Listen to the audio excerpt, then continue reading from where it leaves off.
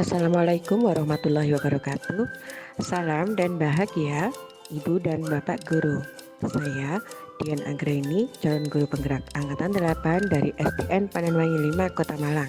Dengan pengajar praktik saya Ibu Pipit Puji Astuti dan fasilitator Ibu Hindun Umi Hamidah. Video ini adalah koneksi antar materi modul 3.2 dengan judul Pemimpin dalam Pengelolaan Sumber Daya.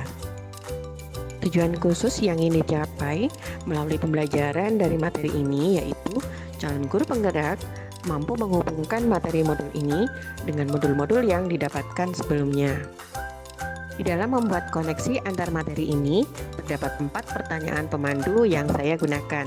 Pertanyaan yang pertama, buatlah kesimpulan tentang apa yang dimaksud dengan pemimpin pembelajaran dalam pengelolaan sumber daya dan bagaimana Anda bisa mengimplementasikannya di dalam kelas, sekolah, dan masyarakat sekitar sekolah.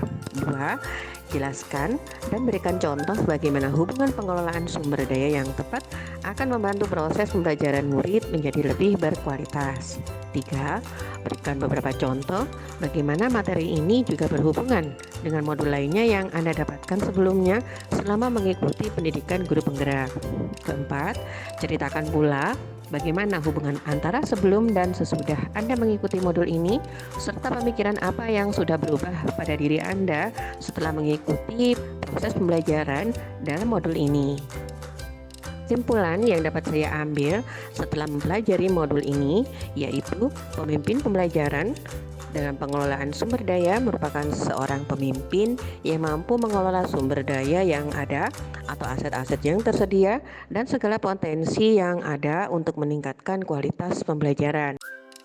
Implementasinya yaitu pengelolaan sumber daya yang tersedia di sekolah dapat dilakukan dengan cara memetakan seluruh aset dan potensi yang tersedia. Kemudian dengan aset dan kekuatan yang ada, guru berusaha membuat perubahan untuk meningkatkan kualitas pembelajaran dengan langkah-langkah bagja. Sekolah adalah ekosistem yang memiliki sumber daya biotik dan abiotik yang apabila keduanya didaya gunakan dengan tepat akan berdampak pada kualitas pembelajaran. Sebagai contoh, guru yang inovatif, mandiri, dan berpihak pada murid akan mendorong terwujudnya siswa yang aktif dan mandiri dalam belajar. Tersedianya sarana dan prasarana yang memadai dapat menunjang kelancaran kegiatan belajar mengajar di kelas.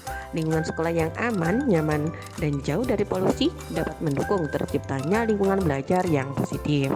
Keaktifan guru dalam berorganisasi dapat berdampak pada peningkatan kompetensi yang selanjutnya akan mendorong terciptanya kualitas pembelajaran yang baik.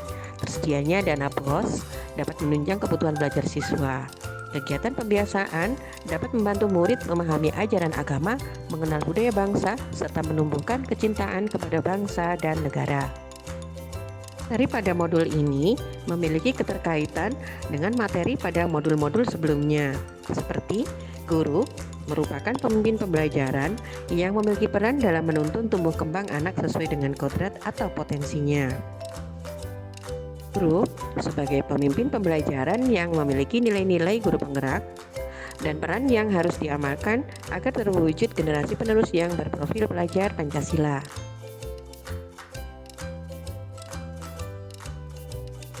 Guru merupakan pemimpin pembelajaran yang juga perlu melakukan perubahan-perubahan positif di kelas atau di sekolah dengan kekuatan dan aset yang dimiliki dan diwujudkan dalam bentuk visi kelas atau visi sekolah.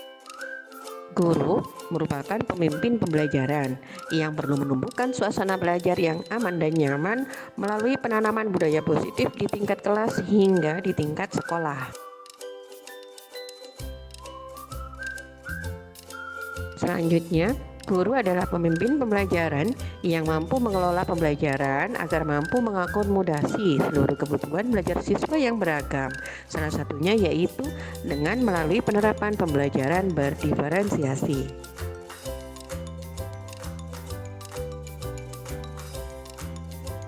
Guru adalah pemimpin pembelajaran yang mampu mengelola potensi siswa dan sekolah, hendaknya mampu mengelola dan memiliki kompetensi sosial emosional pada dirinya.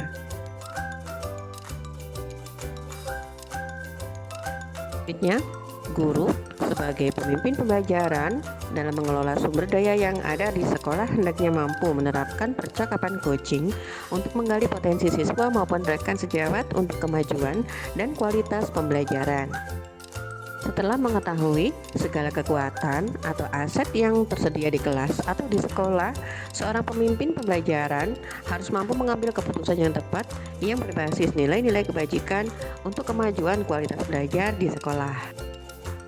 Sebelum mempelajari modul 3.2 ini, saya tidak pernah berpikir untuk memahami dan mengetahui aset-aset sekolah atau kelas.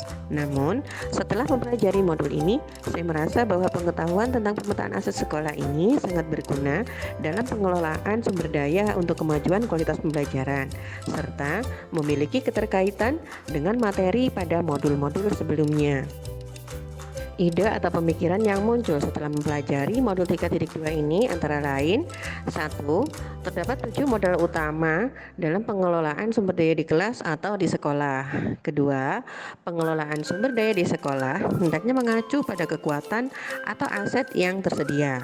Ketiga, guru adalah aset utama di sekolah yang mampu mengenali dan mengelola aset untuk kemajuan kualitas belajar siswa.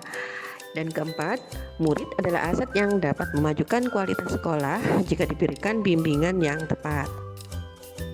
Ibu dan Bapak Guru, demikianlah video koneksi antar materi modul 3.2 yang dapat saya sampaikan.